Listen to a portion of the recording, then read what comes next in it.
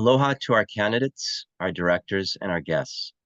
I'm Greg Misakian, President of Kokua Council, and we want to welcome everyone to our fourth Kokua Council Candidate Forum of the 2024 election year.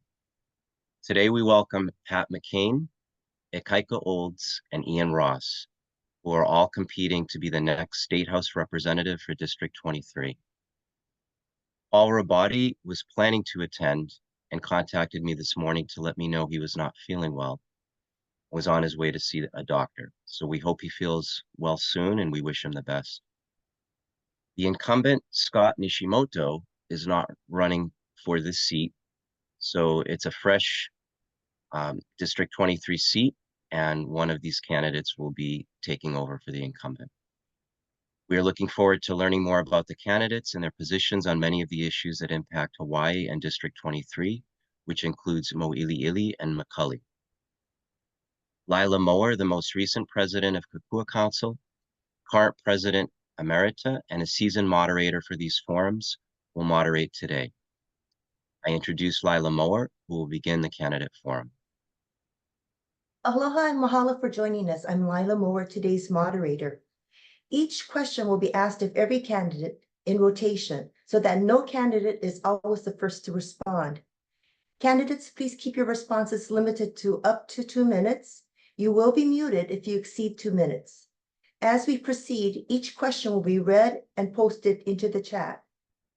This is a rotation alphabetically by last name. Please note which candidate you will follow. We start with Pat McCain, followed by Ikaika Olds, and then Ian Ross. Unless you're recognized to speak, please keep yourself muted. So this is the very first question, and it's not really a question. Please tell us about yourself, about your background and experiences that qualify you as a representative for District 23. We start with Pat McCain. Aloha, my name is Pat McCain. I would like to thank the Kokua Council for putting on this event. I have had the honor to serve as a staff in the Hawaii State Senate, the Honolulu City Council, and the United States House of Representatives. I was Chief of Staff for Congressman Neil Abercrombie.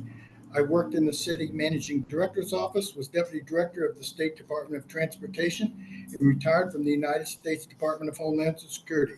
I've also served in the private sector as President of the Hawaii Restaurant Association, Government Affairs for Unity House Incorporated, and as a contract hire for Waikiki Improvement Association. I've seen firsthand how government works or doesn't work. Any real change will originate in the legislative branch. In the executive branch, the civil service workers are just struggling to do their job. The senior level civil servants run the agencies and departments as the political appointees cycle in and out. The more challenging jobs, child protective services, food stamps, law enforcement, and corrections, the harder it is on the workers. These workers need support, and that comes from leadership. By leadership, I mean concern by the chain of command for the working conditions and needs of those employees doing the heavy lifting. The insurance crisis, I now believe the insurance crisis is the biggest challenge facing Hawaii. The problem is that the insurance industry is global and the regulation is done by the states. Insurance companies easily pull out of big states like Florida or California, and small states don't have a chance. The regulation should be federal, but the insurance industry has kept the regulation at the state level. Absent federal regulation, there are things to consider, such as a state reinsurance pool with strong regulations attached so that insurance companies can buy insurance from the state pool, but not be able to gouge customers. Homelessness and mental illness. Anyone living in Hawaii for the last 20 years can attest to the homeless situation. We need mental health services and low-income housing. The state has abandoned the goal of providing housing for low income and opted instead for so-called affordable, with the definition of affordable being so convoluted that it defeats the purpose. The Hawaii Public Housing Authority needs oversight to ensure they are spending money as the legislature intended and the law dictates. Administrators there are paying themselves huge salaries with very little oversight. Crime keeps getting worse. Hardly a day goes by without a horrible crime occurring, and most of the time the perpetrator has had several prior convictions. Recently signed legislation tries to address this issue, but we can't keep giving criminals dozens of second chances. It puts us all in harm's way. The elderly are being left behind. As we rush forward to the Internet of Everything, we are leaving senior citizens behind. During COVID, there was no phone number for seniors to call to get a vaccine. The requirement to have an email address to participate leaves many seniors out. Finally, I consider this opportunity to serve as an honor. I will do all in my power to improve our ohana and protect the aina. Ahuiho, mahalo. Thank you, Pat. All right, Ikaika, you're next. Good morning, aloha, everybody. Thank you, Kokua Council, for putting on this forum for us. So my name is Ikaika Olds. I don't have a script like Pat. Very impressive, sir. Good job. So I'm born and raised here on Oahu. I'm originally from Kawailoa. After 9/11, I enlisted in the Army. Spent 8 years as an infantryman, 3 of which was deployed to Iraq. Came home on leave. I met my wife at Ala Moana on a Monday night, like you're supposed to. And she convinced me to get out, and I've been living in Moiliili ever since. So 14 going on 15 years. This is where we are raising our family. For the last 10 years, I've worked in our community as a social worker, first with Waikiki Health, and then now with the Department of Education's Homeless Concerns Office, where I service 400 to 500 individuals a year and their families. I would like to bring that decade of experience working directly with the key issues within our community, which is public safety, to the legislature. You know, I'm the only one that actually has this kind of boots on the ground experience working with the homeless in our district. And I think I have valuable insights to be able to bring in. So at 1 minute in, I'm all done. Thank you very much. Ian, your turn. Thank you so much. Yes, Pat McCain has the fantastic script. Ikaika is very quick and to the point. My name is Ian Ross. I was born and raised here in Hawaii. You know, when I think about this district and the issues that we're facing, 3 come clearly to mind based on the many doors I've knocked on the district. The urgent need to reduce homelessness, the lack of truly affordable housing for local residents, and public safety. And I bring experience having worked on these areas through my work with nonprofits, my work at the legislature, my work as a neighborhood board chair. So when it comes to the legislature, I spent 4 years as a bill drafter and a legislative aide, getting to know how the building works, seeing the games that legislators play, and learning how you take a policy idea and literally craft it into language for a bill. And I took that experience and became a public health advocate. I worked with many of you here with the Alzheimer's Association, where for 3 years, I was the policy and advocacy manager. And I worked on issues like kapuna care and caregivers, public health issues with Alzheimer's being the most expensive disease in our state, and trying to support local families, because it's an issue that's touched many of our lives. And then also just coordinating, working with other groups on the good work of trying to improve grassroots, making government more responsive, and empowering people to have a voice. Almost nothing was more rewarding than sitting down with doctors, nurses, caregivers, even people with dementia, and helping show them how they can craft their stories into effective testimony and really make a difference in terms of who we're able to work with on the state, county, and federal levels. And today I work for the Waianae Coast Comprehensive Health Center, where I'm the public affairs director. I love my job. I help nurses and doctors have a voice in our process and help make sure we're offering truly comprehensive care. Last week, Monday, we delivered our 10th million pound of food into the community in just a 4-year basis, and I helped highlight that for the community. Now, I want to take all that experience along with my 5 years. I just closed out my 5th year and didn't run for re-election. 5 years as neighborhood board chair for one of our 4 neighborhood boards in the district. And that what I've learned about bridging the divide between community and government.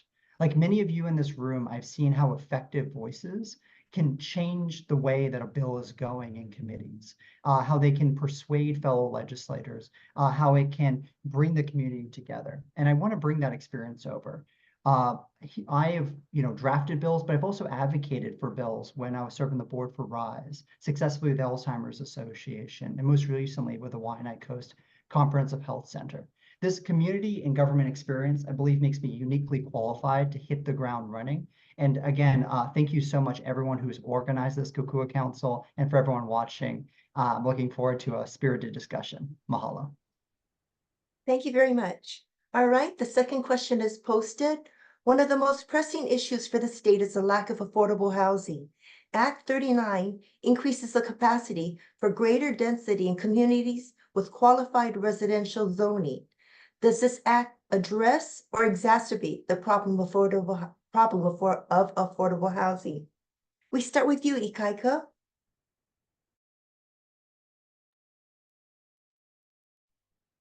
So Act 39 is very interesting in the aspects that it's kind of a double-edged sword. A lot of people in the community, I grew up in Kailua. So in Kailua, we loved our traditional family homes. Kailua was very against development. And the community came together to actually block the building of high rises because the community didn't want it. And growing up in that light, I think of this act as overstepping a little bit for the communities to make their own determinations on what they want their residences and their community to look like.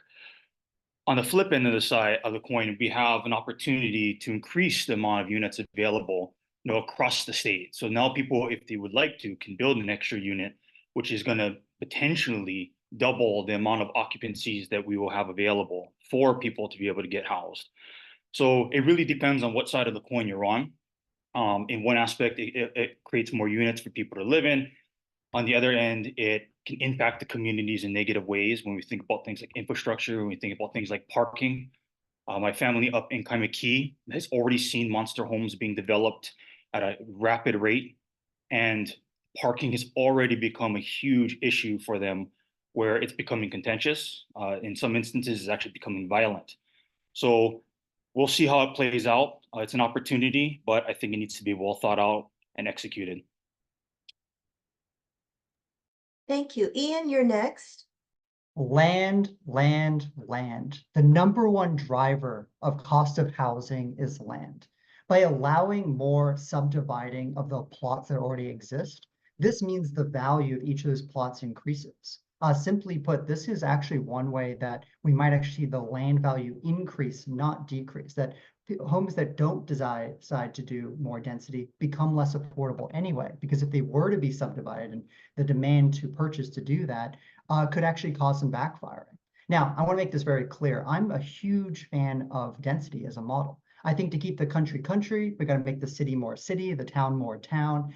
And a part of that means you are better able to afford better bus routes. So we can make more walkable cities. I think huge portions of the district benefit from walkability, or at least they would if we had a little more tree cover, a little more public safety, but a lot of it has been structured that way.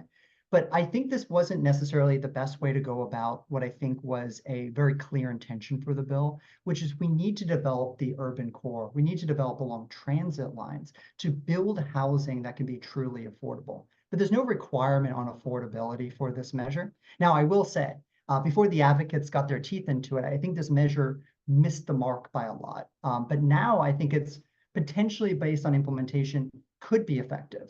I'm just saying that what I would prefer to see is that we see the sort of density with high rises or low rise walk up along the main urban core and the main urban corridors where we want to, where we actually have the amenities to deal with it. I think Olds was quite right to highlight the Kailua community and their concerns. I grew up on Kauai. This is not the kind of thing that would be very good for that part of the area.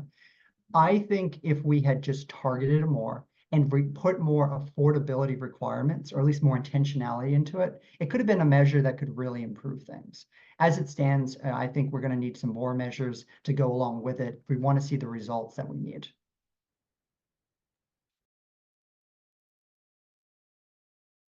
All right, Pat, it's your turn. Well, I hate to take the position that I agree with both of my opponents, but I couldn't help but agree with both of you guys.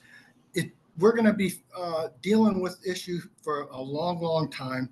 We are an island. We have a limited amount of land. Invariably, we are going to need to have more density, and we're going to need to have more high rises, and not high rises in Kailua, but high rises in the urban core. Our district, Moiliili, that's where the high rises are heading. That's where, as you guys both know, I've seen all your brochures on all the 3-story walk-ups at every door, but that's where we're going to have to build. But we're going to be arguing and talking about this for a long time. Act 39 is not the end all be all. We're going to have more time to go over this, and we're going to continue, and hopefully we'll have more thoughtful conversations like I've heard so far. Thank you very much. All right, the next two questions come from Doug.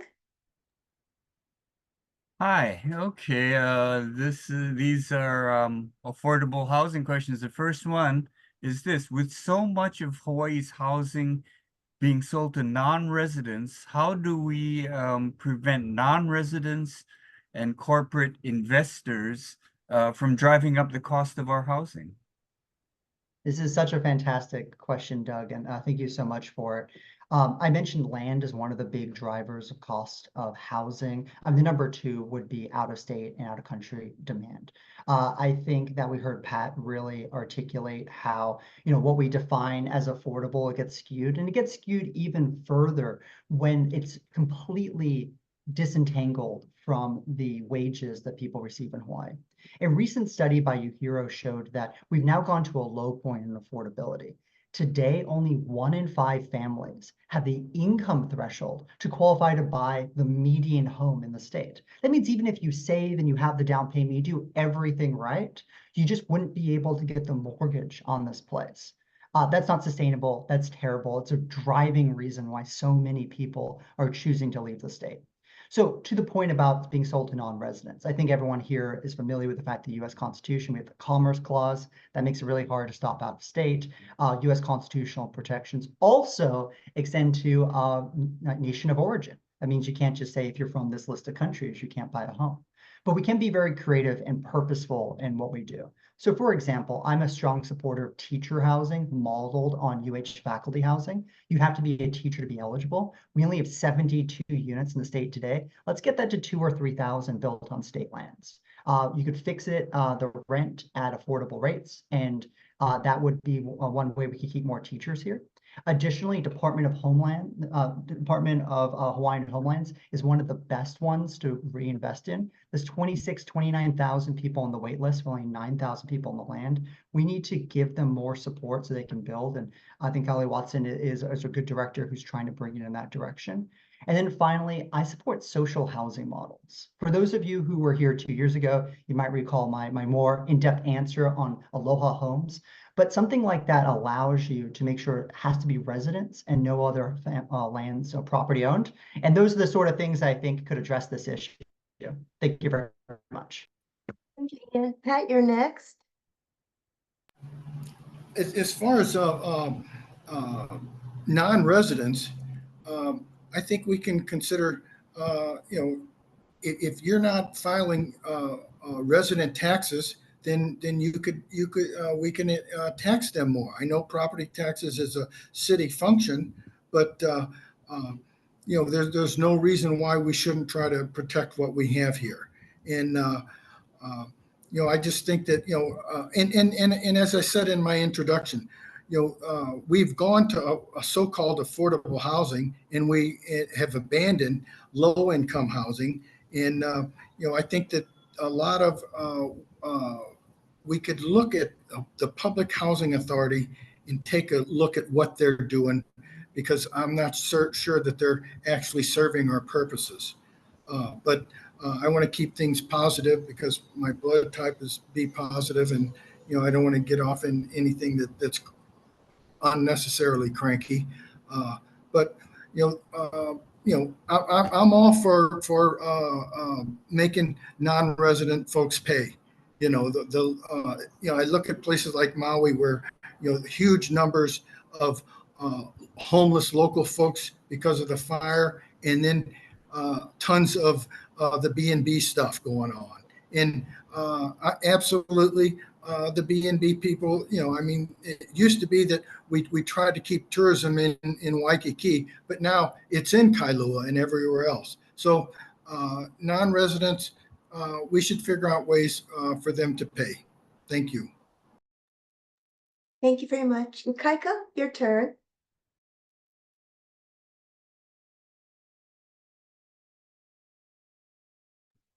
You're muted. So sorry, talking to myself over here. So I just want to start off by saying I appreciate what the previous two candidates said. It's very insightful. I think we're all on the same page moving forward. So for me, again, I work with people who are homeless, experiencing poverty, experiencing housing instability. So I'm actively engaged with getting individuals in their homes or keeping them in their homes to prevent homelessness. A big thing for me is I actually support Brenton Ava's initiative to try to stop foreign ownership, purchasing of land. I thought it was a great idea, had a good heart behind it. Obviously, he wasn't able to get the support. But a big thing for me is we need to try to target increase of taxes for the non-owner occupied units, specifically targeting non-locally owned units. Increase the enforcement of short-term rentals, and we should try to work to phase them out. So Pat mentioned what's going on in Maui. I know Maui short-term rentals is a huge problem. We have that issue here, like Pat had mentioned. It's here. We really need to be addressing the short-term rentals for more long-term options. But here in our community, just the other week, I was talking to an apartment complex that had just been sold to a Chinese insurance firm. And the sad part about it was the residents didn't know that this transaction was happening until the firm sent out a letter to all of them saying that their rent is going to be increasing. So it's tragic that these types of things are happening versus we could have prevented it with community ownership via land trusts, or having opportunity for tenants to be able to purchase these types of land so that community and tenant purchase opportunities can be made available. Because in our district, a lot of the land is owned by aging populations with kids that don't necessarily want to have the units anymore. So they are cashing out to sell to whoever the highest bidder is. And unfortunately, a lot of them are foreign nationals. All right. Doug, your next question. Yeah, another affordability housing kind of question, this time from the renter's point of view. In Hawaii, a landlord can double the rent of a senior with a fixed income on 45 days notice. This would be clearly illegal in some places, in some countries like Switzerland and Germany that I visited recently. What can be done? What are you willing to do to protect renters in Hawaii?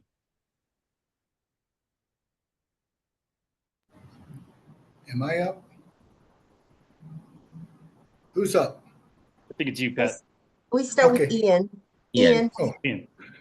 Oh, I started the last one. Sorry, I didn't realize. Okay. Well, real briefly, I wish I had gone last on last question because I actually think this is an area of big difference between Pat, Ikaika, and myself. I just wanted to highlight that, there's no real way to tax directly non-residents. You could do non-owner occupied, but that's a lot of local owners to local renters. And in that case, you just be passing it on and raising rent on a lot of folks. And I can't disagree more on the AVA bill. It was clearly unconstitutional. Other states have been slapped down by the Supreme Court. We need to focus on answers that can be implemented.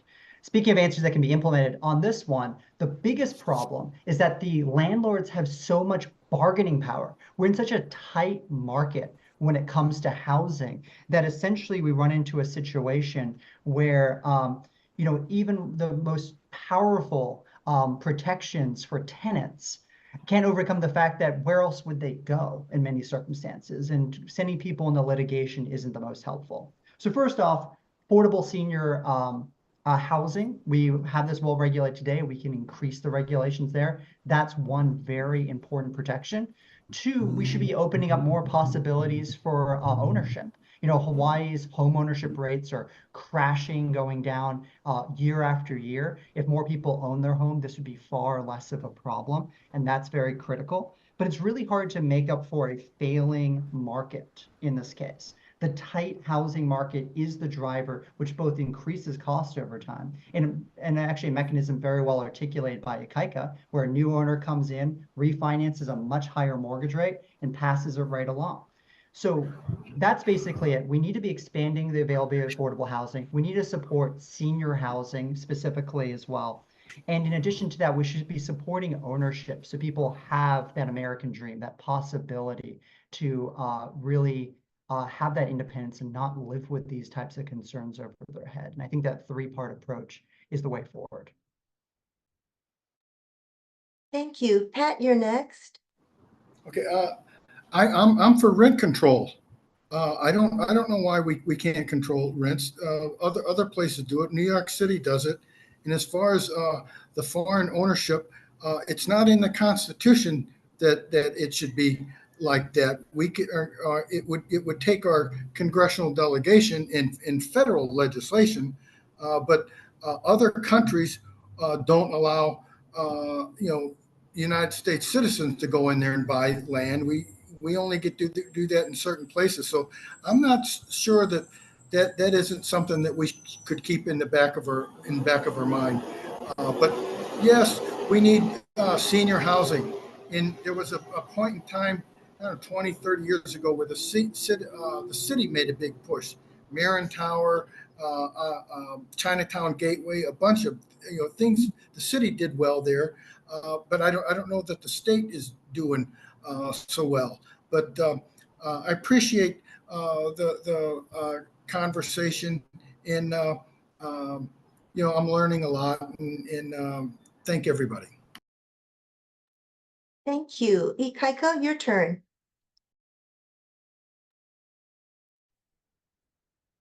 So I agree with both Pat and Ian. I think putting a cap on rent is definitely something we could look at. And how we are able to implement it here is going to probably vary from what New York is doing. But in our district, we have predominantly renters. And as someone who's rented in the district, so after I got out of the service, we moved into Moiliili. We rented from a slumlord right behind 7-Eleven Puck's Alley. And during that time, for this studio apartment, January 2010, it was $1,500. So it was already a really expensive piece of rent for a little studio. And in the 6 years that we lived there, when I was going to school, it went up $500. So by the time we were leaving, it was $2,000 for a studio apartment in 6 years. And a big thing for us is we still have a lot of kapuna who are renting in units that they've been living in for 20, 30, 40 years within this district. And with these individuals, they're often living on set income with Social Security and whatever pensions they might have had, but they don't correlate with the increases of cost of living here, including the rent and the cost of groceries and then the expenses to be able to get around. And so what we're going to see is potentially a crisis of a lot of kapuna becoming homeless. So again, I agree with Ian's point about we need to build more kapuna housing that's affordable. That should be a priority, because as the baby boomers continue to age, we saw them hit the medical field really hard. Now we're going to start seeing them hit the senior living communities very hard. As more and more kapuna are retiring, they're aging in place. Some of them are going to have health conditions that the expenses for them to be able to live inside the district are going to get enormously high. And if we don't have affordable housing for kapuna, what's going to end up happening is we're going to see a lot of them on the street, and then it might be too late to act. Thank you. All right, the next question is posted. What do you think of the results of the Commission to Improve Standards of Conduct? What steps, if any, will you take to imbue ethics and address corruption in our legislature? And we start with Pat. I love this question. What I think that we need to have is ethics and civics training for all government workers. Everybody should have to take an oath to protect and defend the Constitution and laws of the state of Hawaii. What I see happening is the legislature passes a law, and the executive branch does whatever they want. And then if you're a budget analyst in one of these departments saying, oh, that's against the law, then you are punished. And so what I think needs to happen is on this and corruption in general, the legislature needs to assert themselves. And it's when we just had the veto overrides. One of the executive members said, oh, I vetoed this, and then we're going to use that money for something else. And I thought, under whose authority? The legislature sets the priority. But in these in departments, folks seem to do what their boss tells them to, of course, but they don't actually know that the law requires you to do something completely different. And so we need to get it into government workers' consciousness that they have to follow the law. And every time the legislature passes a law, it's on them. I have seen many times when the legislature say, oh, this money's for this, and the executive does whatever they want. And, you know, I would hope that whatever one of us comes out the other side, that we can schedule the veto override session in January so that, you know, no one takes a fishing trip to Alaska after the session's over with, because that's when the veto override sessions. But in all of these areas, it's the legislative branch that needs to assert themselves. The corruption happens because no one is asking questions and requiring them to explain themselves. Anyway, I kind of rambled on there, but I think you folks got the gist. Thank you, Pat. Ikaika, the question is yours. So a big thing for me when we talk about corruption in the legislature, it comes down to special interest groups and funding of campaigns. So, you know, none of us in this group are politicians. You know, we're all trying to get into that seat. And, you know, I run against an incumbent. Ian has experience running against a former incumbent who has a really strong, has a really strong name value in her community. And what ends up happening is with incumbents, they tend to fill up these large war chests. And it's really hard to topple somebody who has the finances to be able to, you know, essentially spend as much as they want on a campaign. And so what ends up happening is the politicians are constantly campaigning throughout the years, even in non-election years, they're still raising money. And what I would like to see is a spending cap. So both a contribution cap and how much you're able to spend during an election. So instead of it being pay to play and being determined by whoever raises the most money, it should be on an even playing field so that people who are challenging incumbents, especially long-term, deep-seated incumbents, have the opportunity, as long as they're able to responsibly manage their finances, to be able to run on an even playing field with an incumbent that might be up there 30-something years. And the problem with it is, and you know, we all go through the endorsement process and we all, you know, look for whatever finances we're able to get to be able to run our campaign. At the end of the day, the more money that you take from more special interest groups, the more people that you could be indebted to. I admit that I have taken endorsements and checks from unions, but at the end of the day, I prefer not to. I believe it would be a lot better if candidates were free of that, so that once we get into office, we're not going to be held liable to whatever conditions it was. And for the people who have been long-term incumbents, I really feel like how many hands are inside your pocket to keep you in office for that long? Thank you, Ikaika. Ian, the question's yours. Thank you. Back to Pat. Pat was quite right that the U.S. Constitution doesn't prohibit people from other countries. I was actually referring to the Department of Justice standards for there is specific protected classes. So it's a different standard than Constitution, but it's a protected class. You know, hearing what Ikaika said, I find myself agreeing with quite a bit. A lot of what's happening related to ethics becomes troublesome because of the way we handle campaign spending. And, you know, this is one area where we're going to run up against the Constitution a whole lot. But like Ikaika, I think we should lean into the problem and be pretty bold in the ways we want to solve it. One short-term thing I hope everyone can agree with, I think this is a really straightforward one, is right now contractors who get money from the state, taxpayer dollars, can't donate to political campaigns. But those companies, board of directors and officers, they can all donate. Spouses of the board of directors and the contractors, they can all donate. Some research by Civil Beat and others found that over a period of time, I think it was just a decade or two, about $30 million came into the war chest, mostly of incumbents, from these means. This is something which we're completely empowered to ban today. Now, some people call for banning all employees. You probably run afoul of the First Amendment on that one, but if there's a push for that, I'd vote for it and see what the court challenge says, because it's that critical that we make sure that those who have financial invested interest in relationships with government don't create a pay-to-play culture. So that's a big loophole we're going to have to close. And I'm going to support a number of major reforms. And I got 30 seconds left on the clock, so I can't list them all. But the theme here is good government bills. The theme is ethics. One standard that's very important is sunshine law. Our city councils run on it. It's better for it. 7-day notice is great for testifying, so you don't have to turn around and write testimony in 24 hours, which pretty much means only the political classes and lobbyists can file. If we want to do sunshine law for the state legislature or more of it, I recommend a year-round legislature so we're able to give the time and the exposure and transparency. Thank you. Thank you. All right, the next question is posted.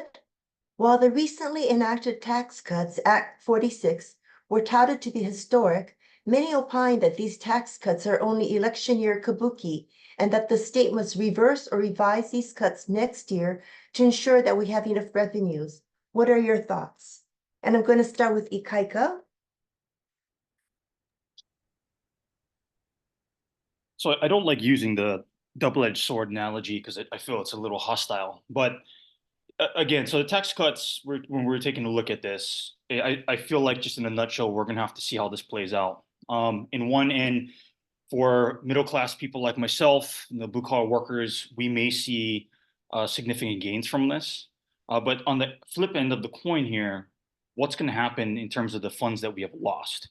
And because, again, I work in social services and a lot of money has to go into all of these different departments within the Department of Human Services, are we going to have the funds to be able to provide for rental assistance? Are we going to have enough funds to be able to provide for deposits for people to get into a place, for the rental assistance that goes into different levels from different organizations, but gets funded from Department of Human Services? Are we going to have funds to be able to continue to service those who are struggling to get an education? So part of our funding for my department is state funds, where we buy school supplies, uniforms for the kids attending school. So where are we going to be lapsing? Because we're going to be some way, shape, or form.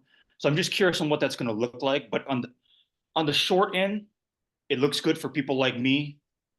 On the flip side of the coin, for people experiencing poverty, they're not going to probably see a whole lot of benefit because just percentage-wise, they're not going to see a lot of savings. So I guess we're going to have to wait and see. But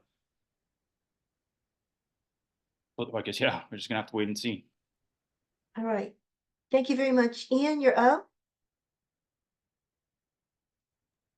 Thank you. I think Ikaika did a good job talking about the need for critical services. The goal is poverty elimination. This tax cuts really can help a lot of working class folks, but it doesn't solve the most fundamental problem with the tax code in Hawaii, which is if you look at every quartile, you pay a higher rate the less money you make in terms of your total tax payment.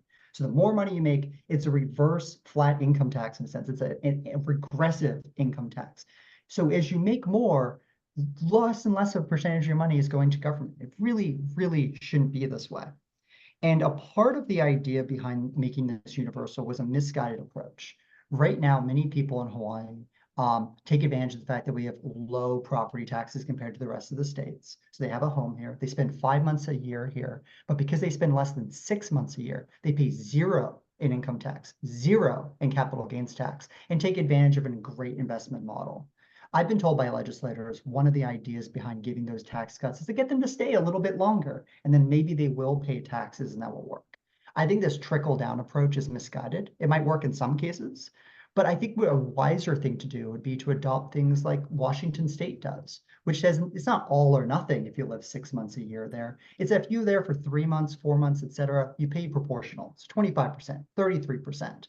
And in that way, we can actually tax the very wealthiest who spend some of their time in Hawaii while working and earning money often online or through their businesses, while not having to cut these vital social services. So I think there was something kind of incorrect with the overall idea. And for that reason, 47% of all benefits going to the top 1%. Clearly, we could potentially double the value to working families for the same sort of cut. But as Ikaika said, one of the things we really have to keep in mind, if we're doing this for poverty elimination, we can't cut the programs to pay for the tax cut or we end up worse off. Thank you. Thank you very much. All right, Pat, your response, please. I thought it was a mistake out the gate. I said so in a civil beat farm right after. The administration proposed this and they got their way. And then when veto time came around, they used it as an excuse to veto other programs. And one of the old adages, never expect gratitude. And the idea that people would be grateful for you cutting their taxes. No, they're not. You're just causing other kinds of problems for needy people. Yeah, I just think it was the wrong move. I agree that the benefit goes to the wealthy, and I think that and now it's going to be more challenging to help the truly needy. That's my bet. Thank you very much. All right. The next question. What is your position on the Ala Pedestrian and Bicycle Bridge project? The current proposed design is a 170-foot tall cable-stayed design estimated to cost over $60 million, including some federal funding. Do you support a full environmental impact statement for this project, which currently has not been formally requested? All right, the first question goes first to Ian. Thank you so much for this question. The short answer is Neighborhood Board recently voted unanimously in support of the environmental impact statement. It was after very robust discussion and concern because the needs for environmental impact statement here versus the rather robust studies that have always been done is hard to weigh. Where I come out on this is ultimately Waikiki has a limited number of ways in and out. And we've seen what kind of disaster that can cause in places like Lahaina. I work out at the Waianae Coast Comprehensive Health Center, and every week we're thinking about what we would do in the case of disasters. So fundamentally, another way in and out is the right way to go. I do think there was insufficient planning on a number of things here related to parking, related to location, et cetera, but we're going to need something there. When you look at the bill of $60 million, and one fact that wasn't mentioned, the fact that it's a 170-foot tall bridge over the Ala, 170 feet tall, there's clearly, I think, an attempt to maximize spending on this in order to bring in as much federal funds as possible as an economic stimulus. I think a far more humbly sized bridge would not have met a sort of fierce community pushback that we've been seeing across the board. So I think, we're going to need some type of bridge. I think it was ill-conceived. I think as a sort of like wrist slap, the EIS is acceptable in this case. It's not the best thing ever, but I did vote for it. But I do want to urge when we look at this and the Ala flood mitigation program and others, we're seeing a pattern of the development of these not incorporating very useful, very reasonable community input. And I think that's got to end. And if elected, I'm going to be a strong voice for the district to make sure that the community voice is heard when they voice reasonable concerns about some of these projects. And we don't just hopefully continue to see so many people in the community feel sidelined. Thank you. Pat, your answer, please. Okay. I'm for a bridge over the Ala, because I think that it will save people's lives when the floods come. And I think that a sea level rise scheduled to be a foot within 20 years, unless it happens overnight. I'm not adverse to environmental impact statements, but after they're done, we should have a vote on it and things should happen. The state Department of Land and Natural Resources has been working on an environmental impact statement for 10 years to fix Waikiki Beach, and the Board of Land and Natural Resources won't give the Department of Land and Natural Resources a permit to fix Waikiki Beach. If we can't fix Waikiki Beach, how are we going to fix anything else? And so I'm all for doing the environmental studies, but at some point we got to move on. Yes, we need a bridge over the Ala to save people's lives. And as far as the flood mitigation thing, people didn't like looking at the walls from a half a mile away. It was like a foot ribbon. Well, those walls are life-saving walls. We can't. I just feel that we're knee-jerk opposed to everything all the time, and everything turns into a super ferry. Where you look back and the super ferry would have helped a lot of people, but I think we're knee-jerk against stuff in 170 feet may be too tall. It may bother somebody, but a way for folks to get out of Waikiki when the floods come. You know, and I know people say, oh, well, they can go up in the hotels. Hotels are going to be locked, you know, so, you know, I just hope that we're just not knee jerk against anything because we got to move forward, you know, and sea level rise is coming, you know, and anyway, thank you for your consideration. Thank you, Pat. All right, Ikaika, your response, please. So my wife and I attended the first Ala Moana meeting here at Alawai Elementary School back in 2016. And back then it was Mayor Caldwell and his posse pushing for this bridge. And so I think the important part about this bridge is how much the narrative has changed over the course of its project. And so I like to cite that 2016 meeting because at that time, with Caldwell presenting the bridge, essentially he had presented for 5 potential options for a bridge improvement project.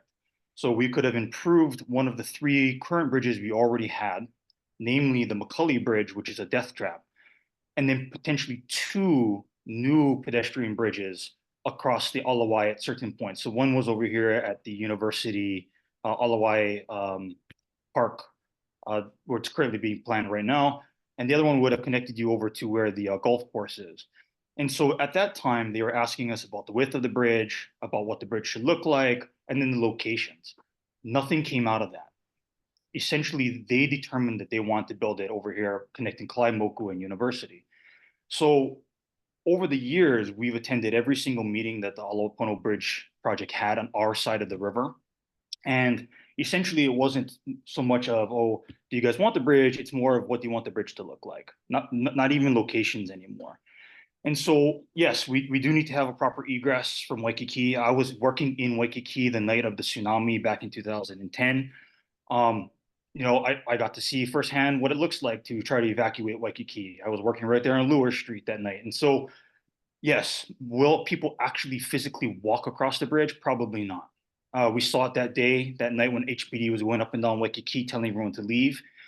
The big thing for me now is I'm not so much against the bridge as much as I would like the plans to be a little bit more thorough and that to be shared with the community, because right now it is an egress point to come out of Waikiki into the Moiliili community, and there's no plan for security.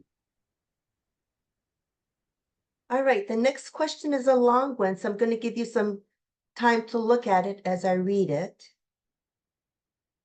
The insurance industry has a heavy influence on the retention of medical professionals and now on home ownership. In the medical industry, capitation agreements force medical service providers, in other words, doctors, to accept lower and lower reimbursements, and many doctors struggle to stay in business. In the condo world, we knew in advance that deteriorating buildings, increased legal disputes, and shortfalls in reserves adversely affected the cost of insurance. And now there's the debacle caused by insufficient hurricane insurance. Insurance premium rate increases of 400% or more are seen at some condominium associations throughout Hawaii. Do you support 100% state regulation for all insurance types, including condominium master insurance? Tell us what you know about these effects and what you would do if elected. And that was a long question. And Pat, you're first, please. Okay. 35 years ago, I was in the back of an airplane talking with Ralph Nader, and he told me that the reason that we have these insurance problems is that the insurance industry is global and the regulation is state. As I said in my intro, insurance industry, they pull out of big states and little states don't have a chance. So absolutely, we need to try to regulate that. And I don't have all the answers, you know, but I've been thinking about it for a long time. But, you know, I think that if we could have a statewide reinsurance pool, you know, and use that tax money that we just got rid of, and so that, and then impose restrictions or regulations. You have a $500 million worth of insurance, and insurance company can then buy reinsurance and then sell it, but with regulation so that they don't get to gouge people. But absolutely, we need to have as much regulation on these guys as possible. But it's a tough one, because they pull out and run away. We need federal regulation of the insurance industry, but we don't have it.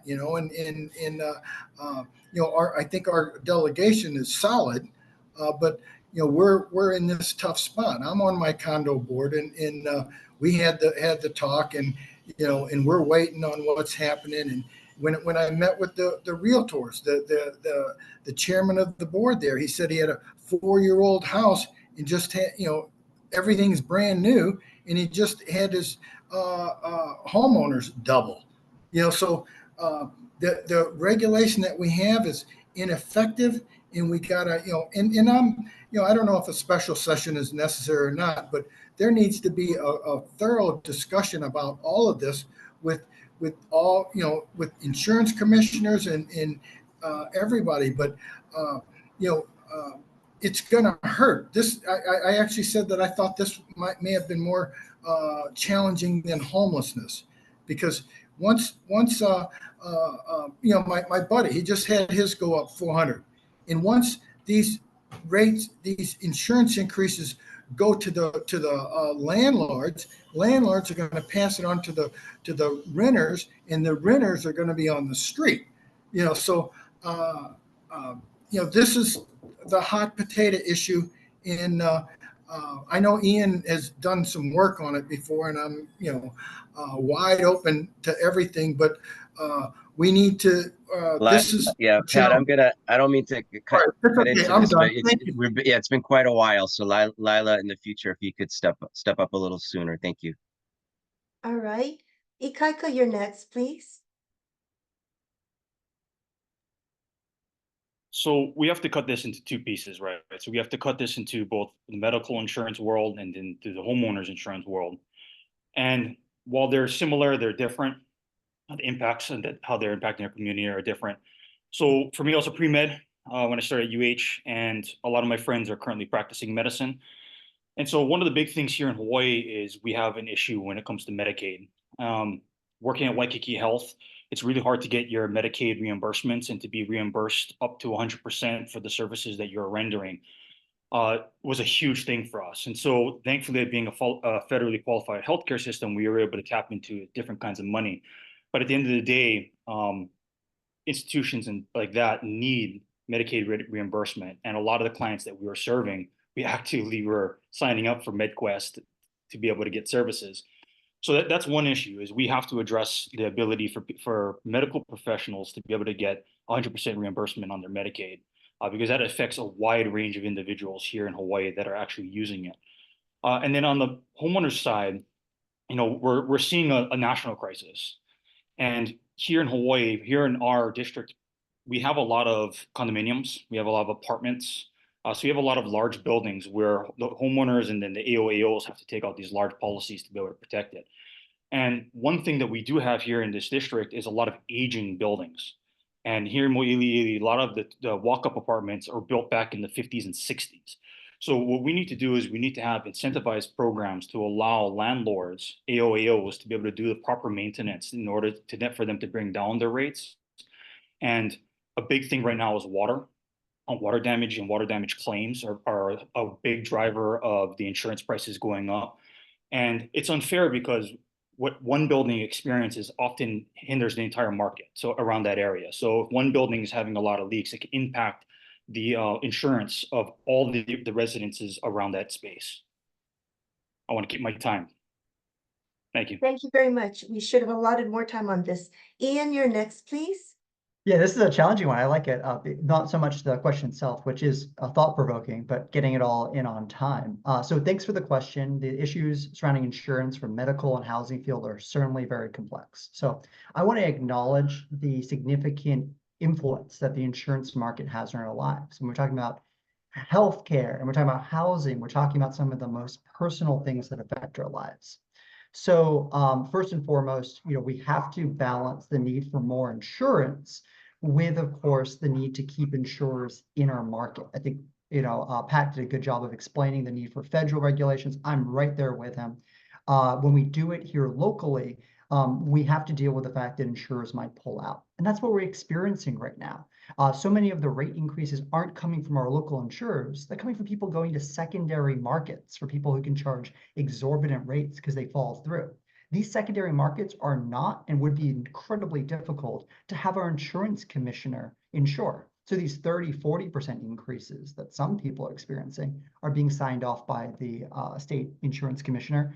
But these rates of 400, 1900% are not being signed off. They exist outside of that market. So what are we going to do? Well, for the housing side, we should explore temporarily utilizing our hurricane relief fund to actually be a secondary market to temporarily insure condos. We have to remember Lahaina was a hurricane event, and people being hit with these costs, which are not based on market rates, are being wiped out, and we should look at providing relief. And there were some good measures and bills moving forward on it. But I want to spend my final 20 seconds on healthcare. Like Ikaika, I work for a federally qualified health center, and maximizing Medicaid and Medicare funds is really absolutely critical. And the capitation model that we're seeing is pushing doctors to give fast service and not quality service. It's driving a lot of doctors away from Hawaii, and we really need to be looking at a different way of handling reimbursement models.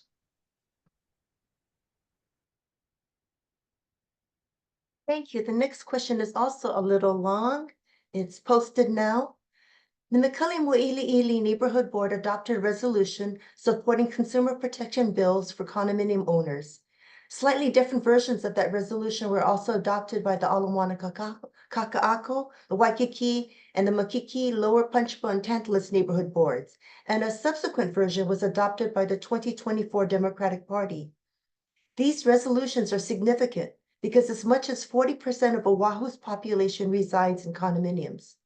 Will you support an ombudsman's office to address concerns within condominium associations, homeowners associations, planned community associations?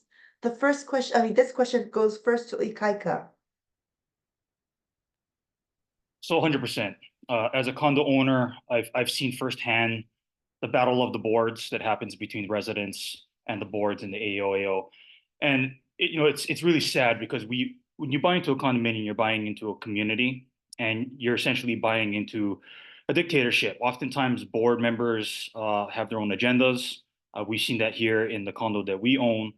But the big thing about it is we need regulations for people who are managing the building, and we need regulations that can be easily checked. So a long time ago, when we first bought into our condo, we had a lot of problems with the resident manager, the board, and even our property management on certain things that we're trying to get passed. And what ended up happening was a lot of the people who we were trusting to know better didn't know what they were doing.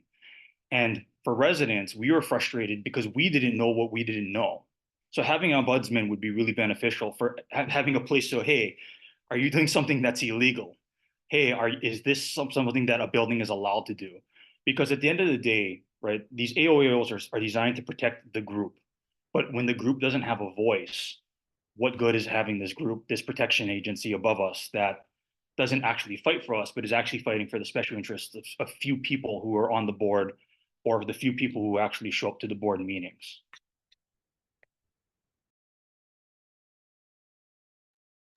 Thank you. Next is Ian. I absolutely agree with the ombudsman idea, and I want to get into why it is such a valuable idea. Right now, many of these boards require forced mediation or arbitration. And I'll highlight my board is listed there. And as I'm chair, we were able to pass this resolution to add our voices to the choir. You see, right now, if you're forced to do the mediation or arbitration, often this is very profitable for attorneys. It's very good protection for association management, and it's not a very good way forward for the condo owners. They often see much higher costs of fighting than just sort of like giving up. And that sort of disincentivizes good governments there. We're talking about almost like 2,000 associations across the state, and many of them are in active legal disputes. This is a failing model. Ikaika used the idea of a dictatorship. That sounds pretty right, but it's also a failed government model at the same time. So what I would like to see with the ombudsman doing, what I think is the central role here, is it's just another way of doing arbitration.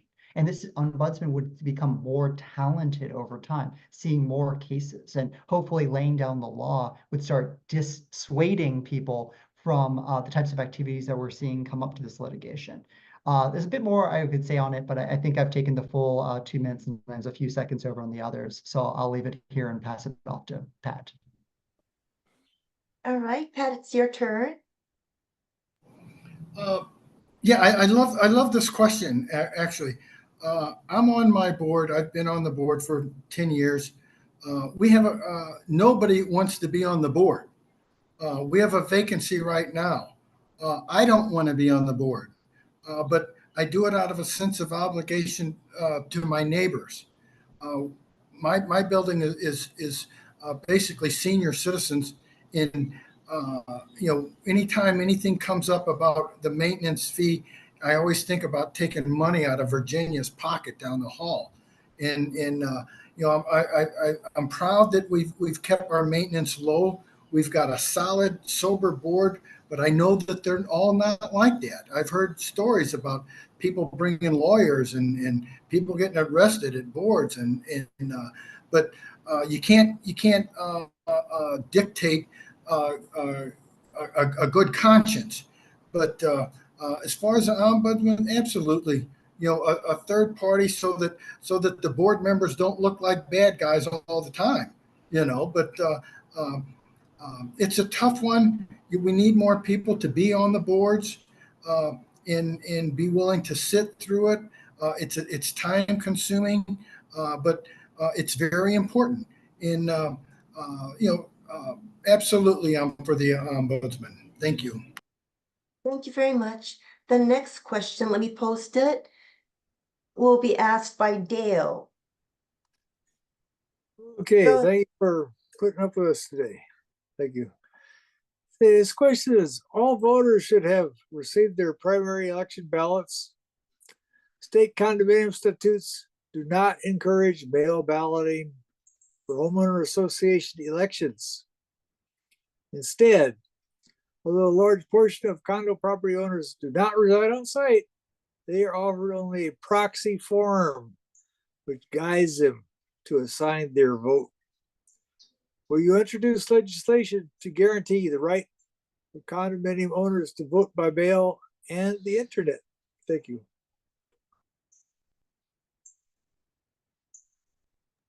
All right, the first person to take this question is Ian. Thank you so much. I'll keep this really simple. Proxy voting is unfair. It benefits the incumbent association directors and managers who are able to maintain restrictive access to phone numbers and email addresses for each homeowner. I come from a background of community advocacy. As a neighborhood board chair, I understand how important it is for community to come together, not just from a top down, but from a peer-to-peer sort of point of view. And right now, the proxy voting plus the limited communications that really unfairly benefits the association directors and managers that we've been talking about. Furthermore, proxy voting is confusing. It's ambiguous to owners who may prefer to vote on their own, but if they're unable to attend their association elections, what choice do they have? I mean, they might be able to hold back a vote, but for a lot of people, they feel like that might be not doing their civic duty. We're now a mail-in ballot state. People know how to do it. I'd like to see the owners being able to coordinate, to communicate, to work together. I think that would take a little pressure off people like Pat, who feel like they have to fight for 10 people every time. But I also think this proxy voting being eliminated and moving on to the ballot voting is one of the best ways forward. I think that would give the largest benefit.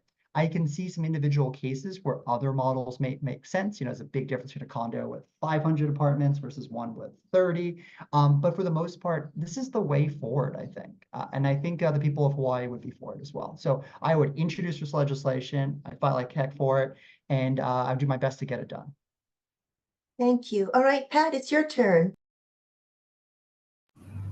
I am for all alternative ways for people to vote for their condo thing, and I do agree that the proxy voting is confusing.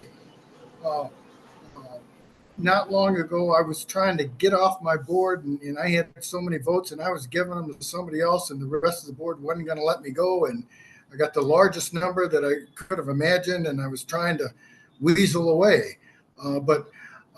Yeah, and then you don't have quorum, you know, so yeah, we need to look at this in all the other ways that condos folks vote. It is confusing. You know, there's all the proxies. You got to have, you do the proxies to get a quorum. And then when you have the annual meeting, you know, hardly anybody shows. Yeah, I'm for whatever ways we can to encourage people to vote. If it's by mail, that's okay. On internet, that's okay too. But it's an important subject, and we need to, you know, and absolutely, I'm for introducing legislation to make it easier for any which way you can. Thank you. Thank you very much, Pat. Ikaika, your answer, please. I think Ian and Pat summed it up nicely already. So again, as a condo owner myself, we've had problem with proxies. It's very confusing for the people who have to try to make a proxy. I believe, so when we tried to ban smoking from our building a few years back, it was the majority of the residents were all for it. But the hard part is, according to our bylaws, we needed to get a certain percentage of the owners to be able to vote in support of this, to change the house rules. And what ended up happening is, because a good portion of their building are not owner occupied, was actually getting in contact with the owners. And a lot of them don't have proxies in place. And so we had to find a way to be able to bypass the proxy, to be able to either get them to vote by mail, or actually they were able to vote online. So we were able to do this ourselves just internally, but it was a hard process for us. And I think if other condominiums are also suffering from this, it's hindering the movement forward for the buildings, right? For the progress for the building to be able to make the adaptations it needs. So good job, guys. All right, thank you very much. The next question is from Doug. And let me post it. And this is a ceded lands question. The issue of the use of ceded lands came up during the Mauna Kea TMT issue. Now the issue of renewal of 6,000 acres of military leases in Kahuku, Kawailoa-Poamoho, and Makua on Oahu has come up. What is your position on the renewal of these leases? Since Ikaika was the last speaker, I believe it's Ian. Am I out of No, I believe I was the first speaker last round. But you were the first speaker last time. I'm sorry. So Pat. I'm for getting back all the ceded lands that we can. I'm for getting back Bellows. You know, I don't think they're doing anything back there. We got in the early 90s, we got in a huge fight over that. And, you know, and I think that the military has a lot of land that they're not using that we need for housing and other kinds of things. I understand that there's very well may be munitions, but absolutely we need to get as much ceded lands back into our hands. Thank you. Thank you. Ikaika? So I'm in agreement with Pat. So as a former soldier, I actually have trained in many of these locations. And, you know, for me, when we were, you know, whether in Kahuku, East Range, Pakuloa, wherever it was, there's lots and lots and lots of empty space. Whether we have firing ranges, whether we're doing driving drills, or whether we're doing 25-mile ruck marches, there's lots of space. And a lot of this space is underutilized. And for me personally, we have to do one of two things. We either have to charge the military substantially more than the dollar leases that we're currently doing, or the military has to give up this land so that we can have this land to be able to develop.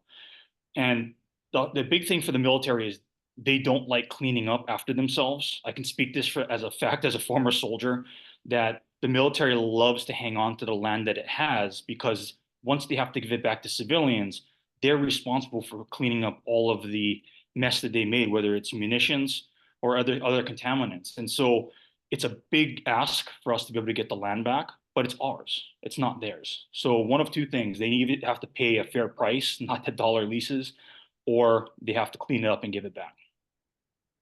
Thank you. Ian, you're next. This is a very pertinent question. With these leases coming up, whichever candidate is elected in this election is very likely to be in office when these negotiations occur. I believe it's critical the state legislature form a task force, something stronger than a working group, maybe even a commission, to begin coming up with the list of what our requirements are and standards. We need to be speaking with one voice on this one. If you're going to be taking on some of the most powerful organizations, not just in the world today, but that have ever existed, you need to speak with one voice. And so with things we need to really highlight is the cost we want to charge. Ikaika mentioned the $1 for the lease. That's insane. We're not going to continue that. The next is the need for more housing. I mean, we've seen barracks and housing for soldiers move into instead credits for rental, and that's had tremendous impact on our, housing costs here in the state. We also see insufficient environmental standards leak into our water supply.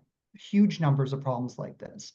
When we look at leases going forward, these are the types of things we should bullet point specifically in, with an understanding that the militaries might be very strong in their argumentation against having broken those terms if and when they are broken. So we need to get that group going right now. What leases can be renewed, what we cannot tolerate, everything in between. And we need to speak with one voice on this. I held the largest Red Hill meeting as a joint meeting between 3 neighborhood boards that occurred back in early 2022. We had over 200 attendees. We had members of Congress there. If we hadn't done something like that and seen every single neighborhood board speak up on this issue on the island, we wouldn't have seen the progress we've seen. But the progress we've seen is still horrendously insufficient on something that's so existential. So we need a commission going right now, legislators, major stakeholders, and coming up with the terms. We've got to get some of that land back. We must demand environmental standards. And I think we should look at other important social issues like housing as well. Very much. Okay, let me post the next question. None of you have been legislators, but some of you claim to have experience in the legislature. So tell us about insider knowledge that most citizens are not aware of, but should be. And if you do not have experience in the legislature, tell us what insider information you would like to know. And we start with Ikaika. I think in this question, this realm, Ian's probably going to have the most to be able to say because he actually has legislative experience being in that body. As an outsider looking in, just with friends from the legislature, one thing I know is the importance of testimony, in-person testimony in particular. So having gone to help support and testify for certain things over the years, one of the big things that I've seen is the impact, the human impact that in-person testimony has, because legislators are still people. They're still people, they can still feed off of energy. And not to say that written testimony is not good, but what happens is you lose a lot of nuance, you lose a lot of that personality that is done when someone is there to testify. That energy, that passion that's behind it often resonates with people, right? Versus just written word, you don't get any of that. And so I think for a lot of people out there, if you're passionate about a certain bill, or if you're passionate about a certain movement, I think it's important to actually show face at the legislature, because again, these are people, they want to hear from the constituency. And going there in person can be a little bit of a hassle because they only meet during working hours. So plan accordingly. But if you go down there, that impact can be felt. You can actually feel it.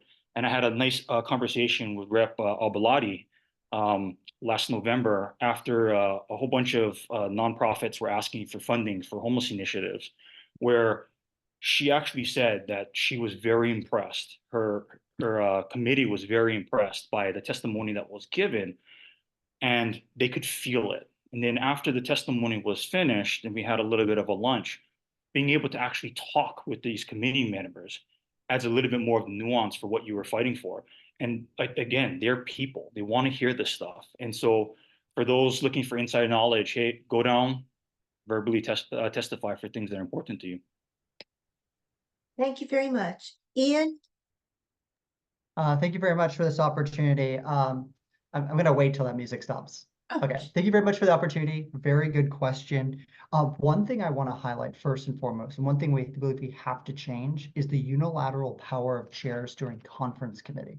After bills pass each chamber, they move on to conference committee, and the chair from each side gets to meet and discuss the nature of the bills. They are the best champions to do it in the form that's selected, but the unilateral power they have is after both chambers have passed a bill, if they just don't show up, the bill dies on the deadline. And I believe if it's the final hour and they haven't shown up, we should allow members, if there's quorum in other ways, to still vote for potentially adopting a measure. I think the power to say no in an absolute sense without accountability is too much, but that exists. Another one is bill drafters have influence. After bills have been passed, there's a deadline to actually get the paper together, been a bill drafter, and then file it. And guess what? If there's some monkeying around behind the scenes by some of leadership and they were given a version of the bill the chair didn't call for, but leadership wants, they have to decide, do they file it or do they let the bill die on this secret hidden deadline from the public? And I've seen both happen. Another one is we have 48 hours to submit testimony, but if you don't want to be late, it's really 24 hours. And this really is what benefits the lobbyist class, I think, the most. They're the only ones whose day job is to stay on top of these things. Staff matters. If you can't meet with a legislator, but you get to talk with their staff, it's sometimes even better, and it's still very useful. So make sure that you stay on good terms with the staff. Ikaika mentioned this one well. This is during daytime hours, so that benefits the professional class and also retirees, fortunately. Indirect approach works. Who you know matters. If you know someone's well supported by a union or some other groups or community groups, those are good people to approach as well. Defective dates, when the date makes no sense, like comes in the year 3000, that's so they can do horse trading at the end and try to kill one bill unless you pass my bill. I have a lot more, but I wanted to share some of the insights on how the legislature sometimes doesn't work for the people. Thank you. Thank you very much, Ian. Pat, your turn, please. I worked at the Hawaii State Senate in 81, 84, 85, 86, 87. The Honolulu City Council 88 to 90, and the U.S. House from 91 to 97. And each body has their own rules and dances. The opportunity that one of us will have will be a big one. In 85, 86, 87, I was a Senate Human Services Committee clerk, and we did a lot of good. We did Healthy Start that went nationwide. We did the Children's Justice Center. So there's a lot of good that could happen. And, one thing that unnerves me now is when they have the budget conference. It used to be the room was filled with, 70 people, and everybody in the room was going line by line down the piece of paper, and they'd say, Kanalua, which means we're coming back to it, or limbo, which means we're not going to deal with that now. And you just kept going over and over, and everybody kept up. Now it's very much behind the scenes, and they pass a budget, and no one really knows what's in it. And even when I was at the Department of Transportation, we didn't know what was in our bill for a week after the session was over with. So we need more transparency, and the legislators need to demand it. But transparency is good. It avoids all the confusion.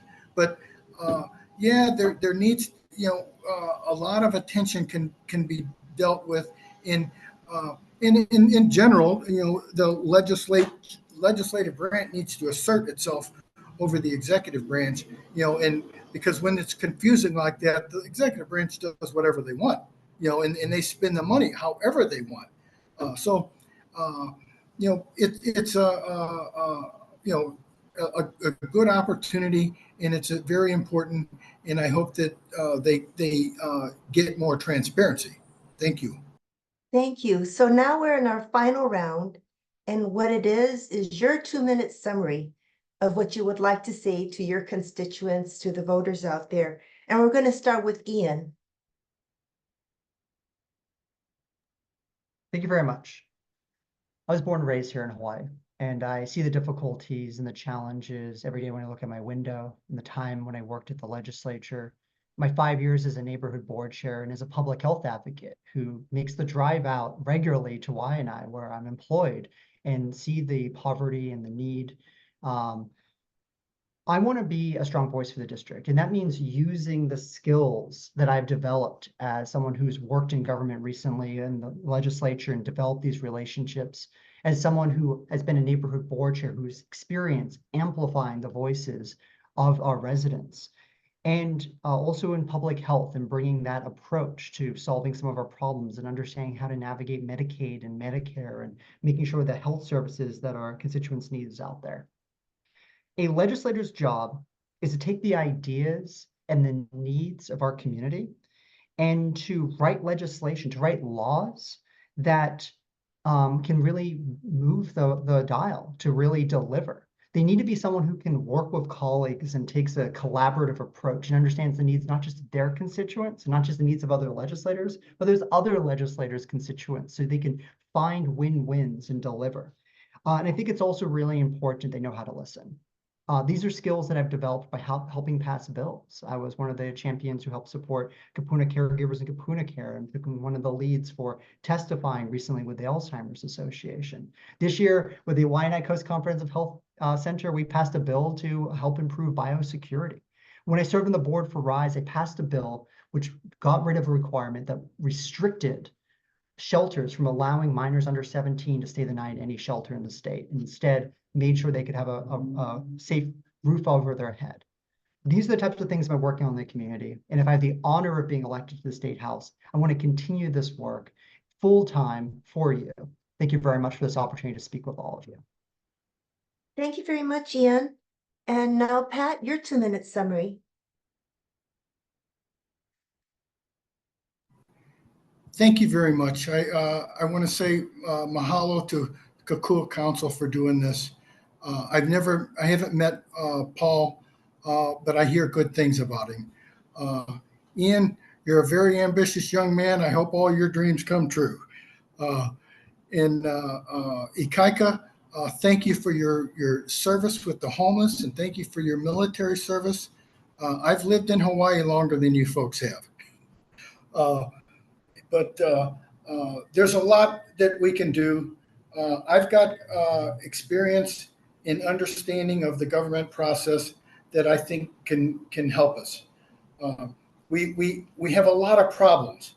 In as far as I think that I'm not going to be the guy that goes along. I think that we need somebody that's going to speak out and say, "Hey, this is wrong." And we need to schedule the veto override session early on so that the executive branch doesn't roll us over and over again. Part of our job is to hold the executive branch accountable.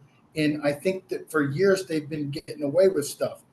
Back in the old days, Mamoru Yamasaki and Dickie Wong sued the executive branch. And I would recommend that we have a legislative branch defense fund where the speaker and the Senate president can force the executive branch to follow the law. Anyway, I'm deeply grateful for everybody, and I hope you will consider me. My opponents are good guys. In other circumstances, I'd be for them. But thank you to the Kokua Council. Aloha, mahalo. Thank you very much, Pat. All right, Ikaika, your 2-minute closing statement, please. So saving the best for last. So thank you, Kokua Council, for bringing us together. This is our first time for the group to be able to come together and talk about our different ideas. And we really are a great group of guys. Like Pat was saying, there's lots of good choices, and we each come with different backgrounds and experiences. And I think all of us, not so much maybe Paul, because I don't know a whole lot about him, we'll bring a lot to the legislature. But, for me, I'm born and raised here in Hawaii. While Pat has lived here a lot longer, this is my home. My family goes back 5 generations in our district, and this is the district that we are raising our kids. So for an individual who's worked on the streets with the homeless, worked with those in poverty, worked with those with housing instability, I bring a lot of boots on the ground experience for the issues that are directly impacting us. That also includes things like education and affordable housing. And my clients go through everything from domestic violence to child abuse to kapuna abuse to substance abuse to mental health issues. And I've successfully navigated through all of these processes for all these issues that are beneath the main issues. Issues that exist that add to the larger issues that we discuss, but that impacts the quality of life of everyone around them and are going to have ripple effects because oftentimes it involves children. So we each bring our own valuable insights, and hopefully with my experience, people are going to see that and help support Ikaika Olds First State House. Thank you very much. All right, Greg, your closing statement.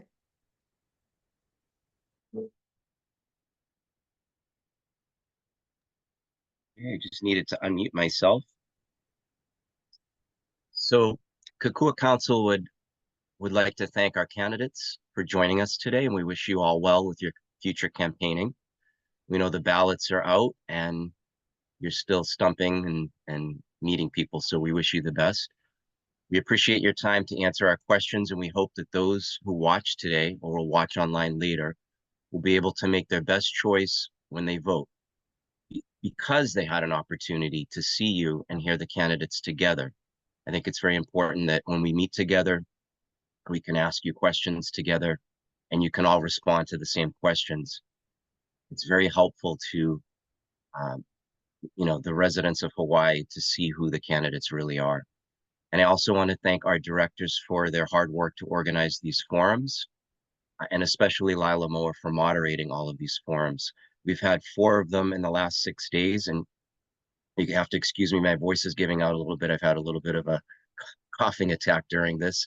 So just as we end here, I'm going to stop here, but I do want to thank everybody for everything they've done today, the candidates and our directors for participating and contributing. Mahalo to everyone. Mahalo.